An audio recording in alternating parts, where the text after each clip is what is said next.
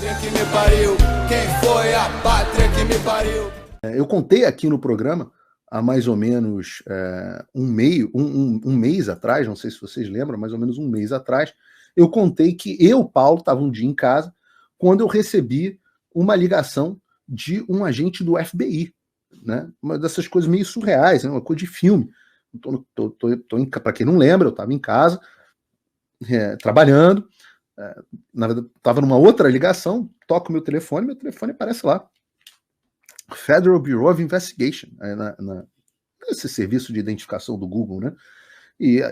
Ou seja, uma ligação legítima do FBI. E eu fiquei ali, pô, FBI ligando, caramba, agora a gente tá com problema, né? Porque enquanto era só a Polícia Federal, tava tudo certo. Agora, o FBI tá ligando, caramba, vamos ver o que será que arrumaram contra mim. Isso foi logo depois da coletiva de imprensa, logo depois que a gente estava marcando a audiência no Congresso dos Estados Unidos.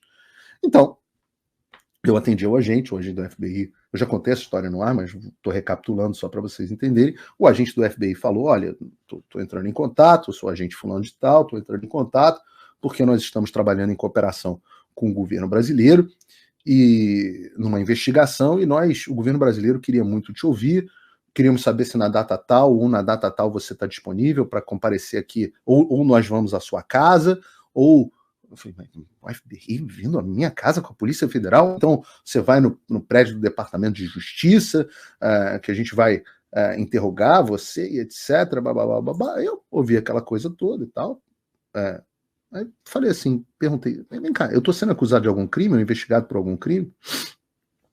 E eu acho que a gente não esperava essa pergunta, porque ele deu uma gaguejada ali e falou, não, eu não sei essa informação, porque a investigação está sendo conduzida pelo governo brasileiro. Aí eu falei, governo brasileiro? O governo brasileiro? Então qual é o papel do FBI que está me ligando nessa investigação? Não, eu quero deixar claro que essa não é uma investigação do FBI, é uma investigação do governo brasileiro. Nós aqui só estamos fazendo o papel de facilitar as comunicações entre vocês e tudo mais. Eu falei, facilitar as comunicações? Olha, existe um procedimento para me informar, se quiserem me ouvir, que se chama intimação. Existe um processo para intimação de depoimento. Esse processo segue normas internacionais. O governo brasileiro emite uma carta rogatória, que é analisada aqui pelas autoridades americanas. A carta rogatória chega para mim, eu sei qual é a qualidade na qual vou ser ouvido, se é como testemunha, se é como investigado, sobre o que é, vou constituir um advogado, vou pedir acesso aos autos, e aí, sabendo do que existe contra mim nas versões, aí eu posso depor. Não existe dificuldade de comunicação. Eu moro num lugar certo e sabido há 9 anos que eu moro nessa casa que eu estou aqui. Eu acho que não tem muita dificuldade. Faz a carta rogatória chega. Essa esculhambação que a qual a Polícia Federal se sujeitou no Brasil, do Alexandre intimar as pessoas por WhatsApp para depor, e aí o cara tem que ir lá sem saber se vai ser preso, em que qualidade, com advogado sem acesso aos outros. Essa esculhambação de Brasil, esse troço não funciona aqui nos Estados Unidos.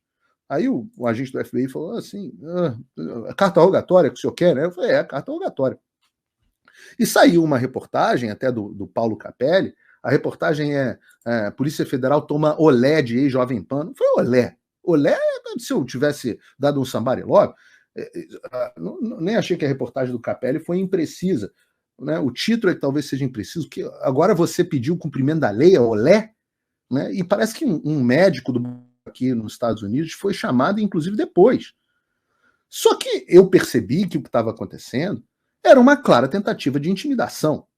Eu percebi que o que estava acontecendo era o cara do FBI me ligando para me intimidar, para ver se eu me cagava nas calças, falar, puta, o FBI, e agora? Ai, meu Deus, vou para debaixo da cama, e agora, meu Deus, tem que ir lá, agora eu tenho que ir lá falar. E para ver se me calava, para eu ir lá, por agente do FBI com o Departamento de Justiça e Polícia Federal dentro da minha casa, me interrogando, para ver se eu parava de falar, para ver se eu parava as minhas ações aqui no Congresso, etc, etc. E desculpa, queridos, vão intimidar a PQP. Não tenho medo de FBI. Eu sou criminoso, pô. Então, quando terminou a ligação, eu liguei para minha advogada aqui dos Estados Unidos, Ela falou, absolutamente ilegal, cabe inclusive indenização contra você. E eu falei, não tem problema. O que eu vou fazer agora nesse momento é que eu vou ligar, e vocês sabem da minha relação com o pessoal do Congresso dos Estados Unidos, liguei para alguém do Comitê Judiciário, com quem eu já vinha em interlocução, porque o Comitê... Por que não, Chris Smith? Por que não? Porque o Comitê Judiciário é o comitê que tem o poder de oversight, né, o poder de supervisão do FBI. Então o FBI responde dentro do Congresso ao Comitê Judiciário. E aí eu fiz um depoimento formal, fui lá, né, eu já tinha uma dessas minhas idas frequentes ao Congresso, fui lá, contei a história, fiz um depoimento formal por escrito, etc. E na hora isso chocou os caras do comitê, o Jim Jordan, né, que é o deputado aqui, um deputado muito importante, quase foi presidente da casa. Isso chocou os caras, porque isso se trata do que eles chamam de repressão transnacional. Guardem esse termo. Repressão transnacional. Em inglês, transnational repression. Eu digo que vocês guardem esse termo porque é importante. Eu estou contando uma história para chegar num desdobramento, né? Aliás, agora estamos aí perto de 20 mil pessoas nos assistindo, um pouco menos, alguma coisa como 19 mil pessoas assistindo. Peço novamente que cliquem na curtida, porque isso vai fazer esse vídeo que é muito importante. A bomba vai chegar daqui a pouco. Se você não achou ainda que o caso da Comissão Interamericana foi uma bomba, eu vou chegar na bomba daqui a pouquinho. Então, eu fiquei quieto quando eu eu fiz esse depoimento, sabia que a investigação estava acontecendo, mantive a minha colaboração, e eis que veio ontem a bomba que eu aguardava, a bomba que eu vinha prometendo a vocês, uma delas, né? E o que aconteceu? O Comitê Judiciário intimou o FBI dos Estados Unidos a respeito do meu caso e a respeito do Brasil, a respeito da cooperação do FBI com Alexandre. Isso foi objeto de várias matérias aqui nos Estados Unidos, inclusive do respeitado Daily Wire. E eu reproduzi a matéria em português do Daily Wire, tá no meu site. E eu sempre falo para vocês que você pode ter todas as... Isso não vai sair na mídia brasileira, ou talvez parece que saiu alguma coisa na Gazeta do Povo, mas parcialmente. Você vai ter as reportagens que importam em português no meu site, paulofigueiredoshow.com. Você pode se inscrever, inclusive de graça, lá para receber um e-mail no fim do dia com as principais notícias. Mas o que diz a reportagem? Ela diz o seguinte: Câmara investiga a colaboração do FBI na repressão a críticos do Brasil. O presidente do Comitê Judiciário, Jim Jordan, está exigindo respostas do FBI sobre relatórios que indicam que o Bureau, o FBI, né, entrou em contato com americanos. Na verdade, o correto não seria americanos, mas residentes nos Estados Unidos, porque eu não sou americano, em nome do governo brasileiro. Jordan enviou uma carta ao diretor do FBI, Christopher Wray, nessa terça-feira, buscando respostas sobre relatos do Brasil que sugerem que o FBI pode ter desempenhado um papel na repressão do governo brasileiro a críticos e jornalistas. O presidente deu um prazo ao FBI até 17 horas no dia 4 de junho. E aí, melhor do que eu simplesmente ler a reportagem do Daily Wire, é que eu recebi, por uma gentileza do Congresso, uma cópia do documento. E eu prefiro abrir o documento e ler para vocês aqui na íntegra, no documento original. Tá? E o que diz o texto? Está assinado, né, como vocês estão vendo, pelo Jim Jordan, que é o presidente do Comitê do Judiciário dos Estados Unidos, e está aqui ao diretor-geral do FBI. O que diz o texto? Caro diretor, eu vou ler aqui, obviamente, em português para vocês. Vou dar um gole de água que eu estou falando para caramba. Então, vocês estão vendo a data, 21 de maio. E tá aqui, ó. Caro diretor Wray, presta atenção porque o linguajar aqui é muito duro em relação ao Brasil. O Comitê Judiciário e o Subcomitê Seleto sobre a armamentização, né, weaponization, do governo federal estão conduzindo uma supervisão de como e em que medida o Poder Executivo coagiu ou conspirou com empresas e outros intermediários para censurar discursos legítimos. Escrevemos sobre relatos de que o FBI, o Federal Bureau of Investigation, está trabalhando com o governo do Brasil para contatar 2 residentes nos Estados Unidos, incluindo um jornalista alvo do governo brasileiro em ordens de censura. Moá, né? Esse que vos fala.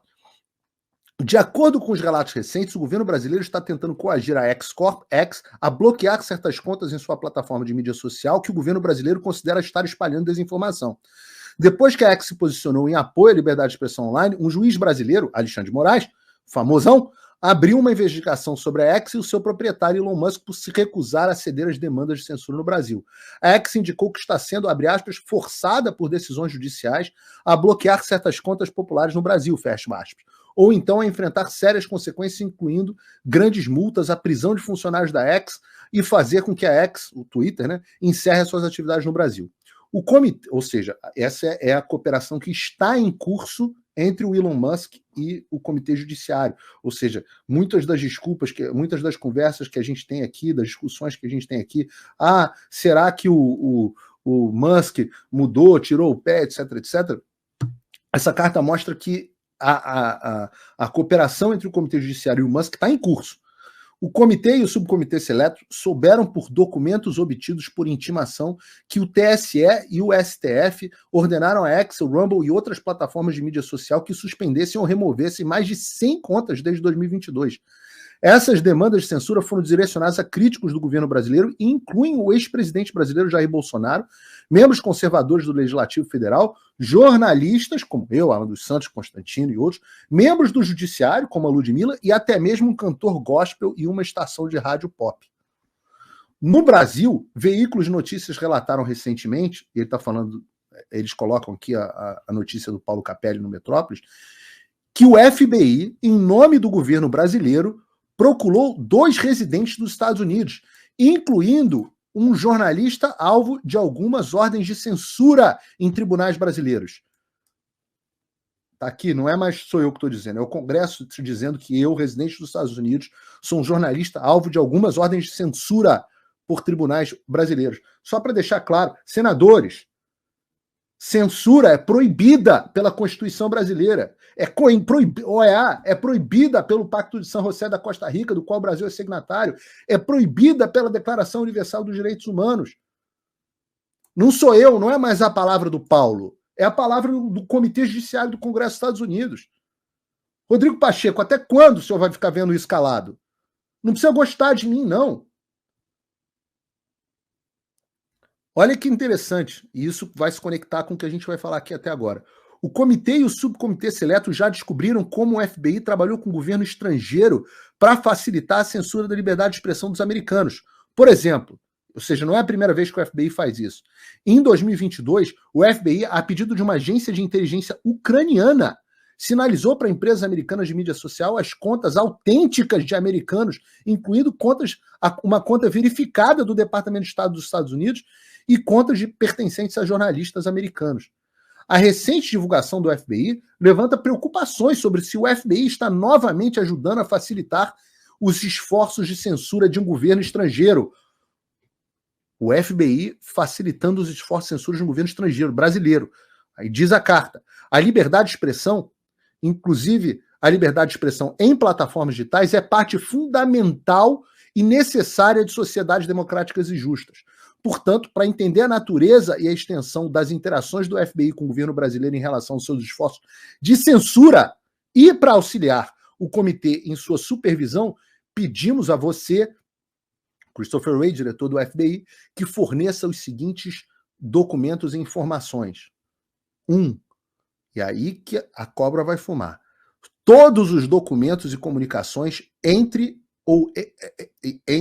funcionários do FBI, incluindo, entre outros, o adido legal do FBI no Brasil, com a sede do FBI e o escritório de campo do FBI em Miami, porque é onde eu estou, referindo ou relacionados a ordens, demandas ou mandados do TSE ou do STF brasileiros, relativo à suspensão ou remoção de contas do X, Rumble ou qualquer outras plataformas de mídia social. Todas as ordens secretas do Xandão estão sendo intimadas a serem apresentadas. Mas todos os documentos e comunicação entre o FBI e órgãos do Poder Executivo, incluindo o Departamento de Estado e Embaixada dos Estados Unidos no Brasil, referindo-se ou relacionando-se a ordens, demandas ou mandados do TSE no Brasil ou do Supremo Tribunal Federal, relativo à suspensão ou remoção de contas no X ou Rumble ou qualquer outra plataforma de mídia social. E 3, todos os documentos e comunicação entre o FBI e o governo do Brasil, referindo-se ou relacionando-se a ordens, demandas ou mandados do Tribunal Superior Eleitoral no Brasil ou do Supremo Tribunal Federal, relativo à suspensão ou remoção de contas na X, Rumble ou qualquer plataforma de mídia social. Por favor, forneça os documentos o mais rápido possível, mas não depois das 17 horas do dia 4 de junho de 2024, ou seja, 15 dias depois. De acordo com as regras da Câmara dos Representantes, o Comitê Judiciário tem jurisdição para conduzir a supervisão de assuntos relativos a liberdades civis para informar sobre possíveis reformas legislativas. Além disso, a resolução número 12 da Casa autorizou o Subcomitê Seleto do Senado sobre a Armamentização do Governo Federal a investigar, abre aspas, questões relacionadas à violação das liberdades civis dos cidadãos dos Estados Unidos. Se você tiver alguma dúvida sobre esse assunto, entre em contato com a comitê, blá. Entendam, a casa caiu. Entendam o que isso significa. O Comitê Judiciário do Congresso dos Estados Unidos, da Casa dos Representantes, está abrindo a caixa preta da cooperação semi-clandestina entre o Xandão e autoridades de outros países como o FBI. Na verdade, entre todo o STF e TSE e o FBI. Ora, vejam, isso é fundamental, porque a reportagem do David Agape, muito bem feita, mostrou como veio do FBI todo o framework de combate à desinformação usado pelo TSE até antes do Alexandre. E eu denunciei esse caso na minha audiência. Agora, a gente tem finalmente a possibilidade de ter acesso a esses documentos. Lembram? Todas as decisões do Xandão ficaram em segredo durante anos e nenhuma da porra das instituições brasileiras fez nada a esse respeito. O Banana, do nosso presidente do Senado, não fez nada a esse respeito. A gente só conseguiu acesso a essas decisões absurdas graças à intimação feita por este comitê ao X. E aí o rei ficou nu. O mundo inteiro viu que as decisões eram decisões de uma página sem substância nenhuma, contrariando o código, como é o nome? Da lei da internet do Brasil. Daqui a pouco alguém vai falar aqui. Então, a gente começou... Agora, a gente vai ter a lupa sobre essa cooperação clandestina que leva o FBI a fazer uma ligação de intimidação com o jornalista. Not on my watch, não para cima de Moá. Porque agora Deus sabe... Marco Civil da internet, muito obrigado ao chat. Né? Deus sabe o que vem daí. Porque isso que eu vivi é um exemplo, e vocês vão entender por que isso é importante. Fiquem comigo, aliás, as 22, quase 23 mil pessoas que estão nos acompanhando e que curtiram e se inscreveram no vídeo. Liderança de audiência folgada, Jovem Pan, coitada, com 8.500, CNN Brasil... Vamos ver CNN Brasil aqui. Devia ter deixado aberto, né, para a gente ver. Mas CNN Brasil, 10 mil, ou seja, já passamos a audiência das duas redes somadas, e isso porque ele bloqueou meu X, senão a gente estava com 40 mil pessoas aqui nos assistindo. Mas isso é um exemplo de repressão transnacional. E isso é algo que o Brasil tem feito em outros lugares. Você entendeu o que é repressão transnacional, Transnational Reception. Esse é um expediente que é utilizado por governos ditatoriais no mundo inteiro. O Alexandre está usando os mesmos instrumentos que o Putin, que o Xi Jinping, que o Ayatollah do Irã utiliza. Repressão transnacional são as ações tomadas por governos autoritários para intimidar, assediar, vigiar, ou então ameaçar ou prejudicar os cidadãos ou as comunidades de diáspora, como eles chamam aqui, que estão vivendo no exterior. São atividades com o objetivo mesmo de silenciar a dissidência, manter o controle sobre as pessoas que saíram do país, desses regimes. E muitas vezes utilizam países que valorizam. Então você tem essas táticas, tem vigilância, ameaça a membros da família que ficaram no país, você tem os pedidos de deportação, você tem a colocação do nome na lista da Interpol, é a coerção mesmo, para tentar calar. O cara vê o jornalista e fala assim, pô, o que eu posso fazer? Cancelamento de passaporte, repressão transnacional. Colocar em nome da lista da Interpol, repressão transnacional. Botar o FBI para ligar pro cara sem seguir os canais de cooperação formais, repressão transnacional. Nos Estados Unidos, eu digo, isso é comum. Rússia, Irã, China fazem isso. A China chegou a fazer delegacia clandestina que sequestrava o cara e levava o cara de volta para o país dele.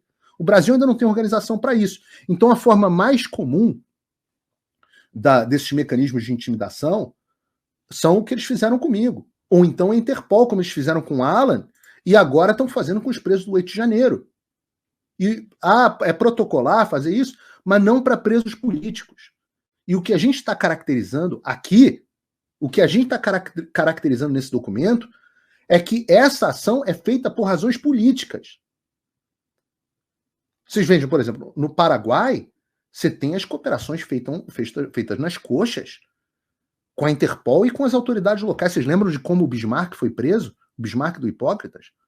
Ou como a Cris Gremel, minha querida amiga Cris Gremel, futura prefeita de Curitiba, ela denunciou na Gazeta do Povo um outro caso, né, o caso daquela Riene Munhoz. Não sei se vocês lembram, que ela não foi presa, mas teve uma lista, o nome dela colocado na lista de supostos financiadores dos ônibus, que foi justamente o objeto dessa operação de hoje da Polícia Federal. E aí ela fugiu para o Paraguai. Só que 8 meses depois, ela recebeu uma mensagem do governo paraguaio, e parece que foi parecido com o Bismarck, né? Solicitando o comparecimento dela para uma autorização cadastral.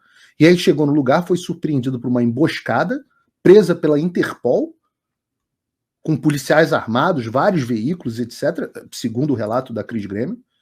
E ela, então, foi entregue à Polícia Federal Brasileira na Ponte da Amizade, sem direito ao advogado, e depois transferida para Brasília, ficou presa 37 dias, e a Interpol negou, disse que não participou de nada.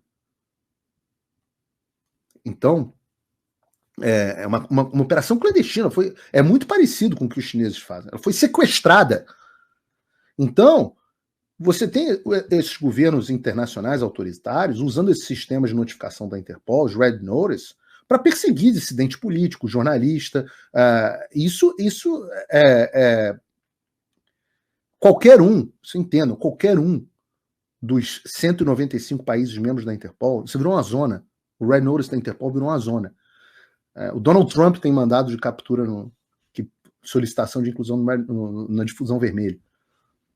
Qualquer um dos 195 países membros pode fazer. Basta uma autoridade mandar. Eu conheci um cara, quando eu fiquei detido aqui, eu conheci um cara que tinha sido detido pelas autoridades de imigração aqui por causa de um Red Notice colocado contra ele pelo pessoal da Irmandade Muçulmana. Ele era...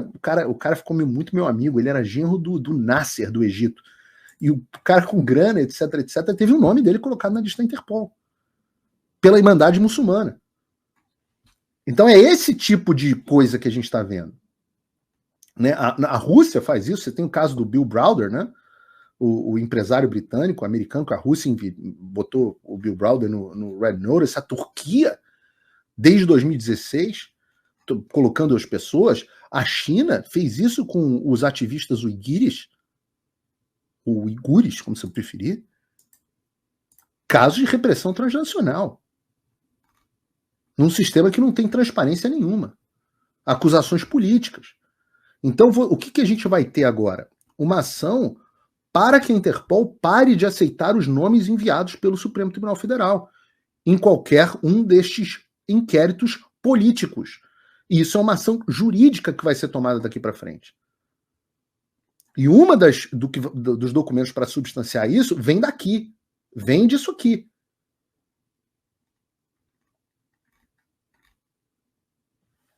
Então é importante que vocês entendam Porque não vai parar por aí. Que a Interpol, o FBI, etc., isso faz parte de um modus operandi de ditadores para perseguir e calar o opositor político. É para ver se o Paulo Figueiredo cala a boca. Ó, não vou calar. Pelo contrário. Quando vocês vêm para cima de mim, beleza, vocês têm bastante instrumentos, eu tenho alguns. Eu sou só um homem, né? Mas eu tenho alguns.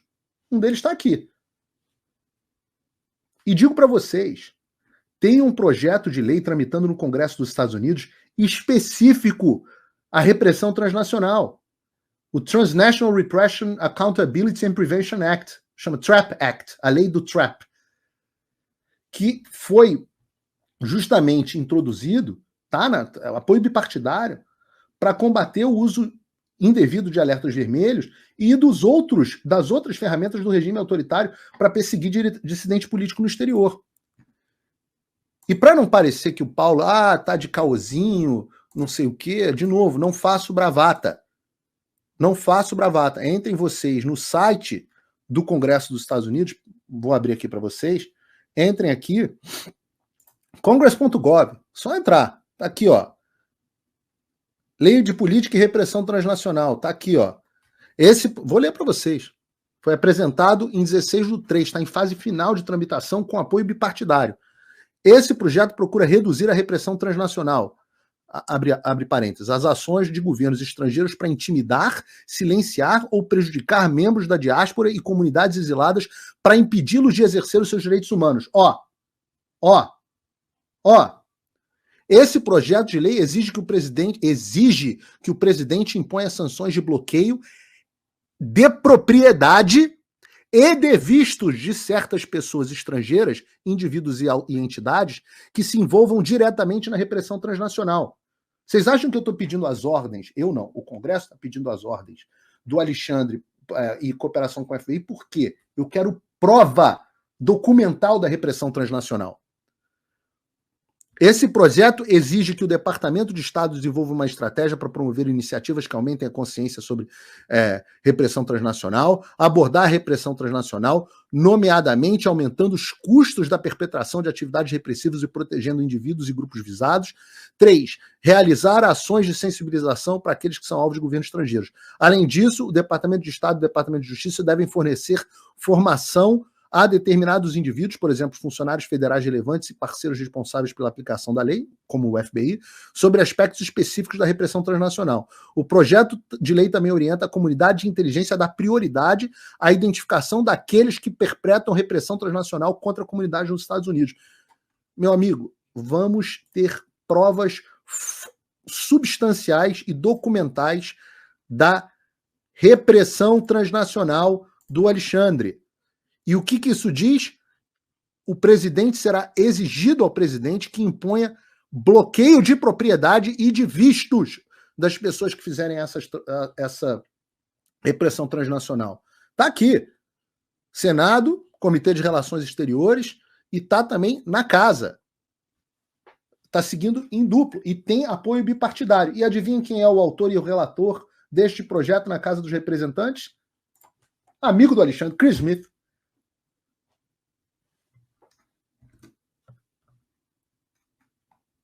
A ideia é que o projeto seja aprovado ainda esse ano. Ou seja, uma vez aprovado, a gente vai usar essa lei e os documentos obtidos para evidenciar a repressão transnacional de agentes públicos do governo brasileiro aqui. Claro que com o Trump, que está liderando com folga todas as pesquisas, vai ser tudo muito mais fácil. Ele pode invocar a lei Magnitsky, tem um monte de coisa que dá para fazer.